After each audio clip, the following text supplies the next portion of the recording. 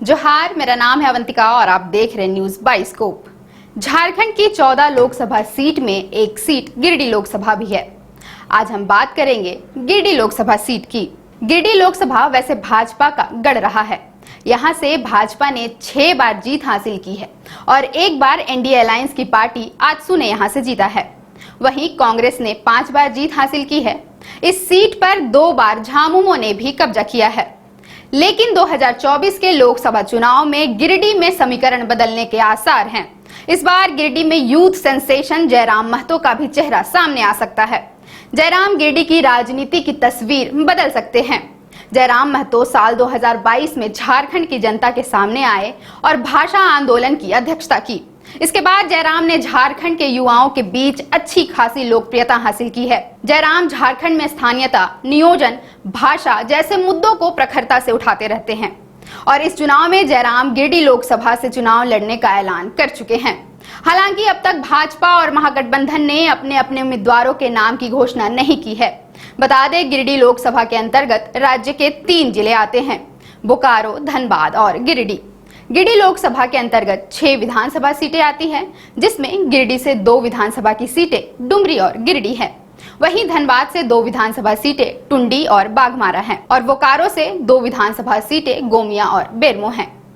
जहां डुमरी से झामुमो विधायक बेबी देवी हैं, टुंडी से झामुमो के विधायक मथुरा महतो हैं, गिरिडीह से भी झामुमो के विधायक सुदिव्य कुमार सोनू हैं, गोमिया में आजसू से लंबोदर महतो हैं, वहीं बेरमो से कांग्रेस के कुमार जयमंगल विधायक हैं, बाघमारा से भाजपा के विधायक ढुल्लू महतो हैं।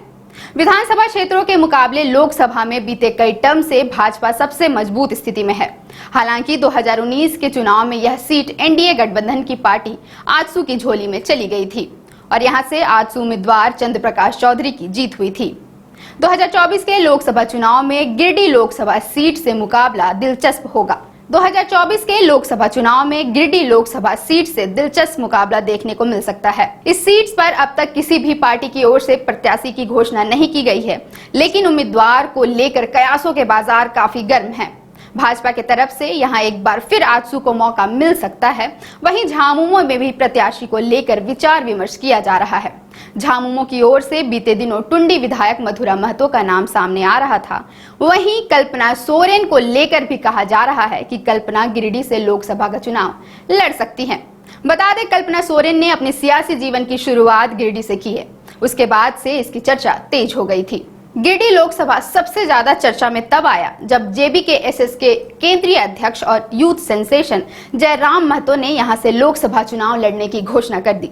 2024 लोकसभा चुनाव में गिरिडीह के लिए जयराम महतो फैक्टर हो सकते हैं। जयराम महतो पिछले कुछ समय से झारखंड के युवाओं का पसंदीदा चेहरा बन चुके हैं। झारखंड के कई मुद्दों को जयराम महतो ने उठाया है और यूथ, खासकर विद्यार्थियों के बीच अपनी पकड़ मजबूत की है। अब गिरिडीह लोकसभा सीट के इतिहास पर एक नजर डालते हैं। 1952 में कांग्रेस ने यहां से जीत हासिल की और नागेश्वर प्रसाद सिन्हा यहां से पहले सांसद बने। गिरिडीह में 1957 में दूसरी बार लोकसभा का चुनाव हुआ। छोटा नागपुर संथाल परगना जनता पार्टी से काजी एस.ए. मतीन सांसद बने। 1962 के लोकसभा चुनाव में स्वतंत्र पार्टी से बटेश्वर सिंह ने इस सीट पर कब्जा किया। वहीं 1967 में इम्तियाज अहमद ने कांग्रेस के टिकट से जीत हासिल की। इसके बाद 1971 में एक बार फिर कांग्रेस ने अपना परचम लहराया और चपलेंदु भट्टाचार्य यहां से दिल्ली पहुंचे।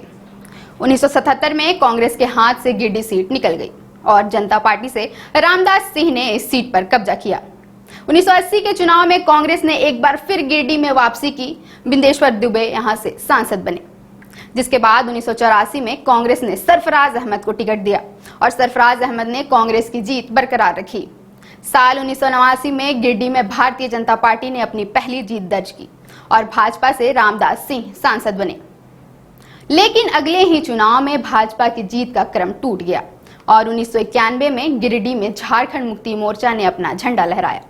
झामुमो के कद्दावर नेता विनोद बिहारी महतो यहां से सांसद बने। इसके बाद लगातार 3 टर्म गिरिडीह में भाजपा ने ही राज किया। 1996, 1998 और 1999 में भाजपा के रविंद्र कुमार पांडे ने जीत हासिल की। झामुमो ने 2004 के चुनाव में भाजपा का विजय रथ रोक दिया। 2004 में झामुमो से टेकलाल महतो ने दिल्ली में गिरिडीह का प्रतिनिधित्व किया। वहीं 2009 और 2014 के लोकसभा चुनाव में भारतीय जनता पार्टी ने गिरिडीह में वापसी की और लगातार दोनों बार रविंद्र कुमार पांडे ने यहां से जीत हासिल की। हालांकि 2019 में भी गिरिडीह सीट एनडीए गठबंधन के पास ही रही, लेकिन इस बार यह सीट आजसू के झोली में गई और चंद्र प्रकाश चौधरी यहां से सांसद बने। अब 2024 के चुनाव में गिरिडीह से जनता किसे पसंद करती है और किसे अपना सांसद चुनती है, ये तो आने वाले समय में ही पता चल पाएगा। तब तक के लिए देखते रहें न्यूज़ 22 को।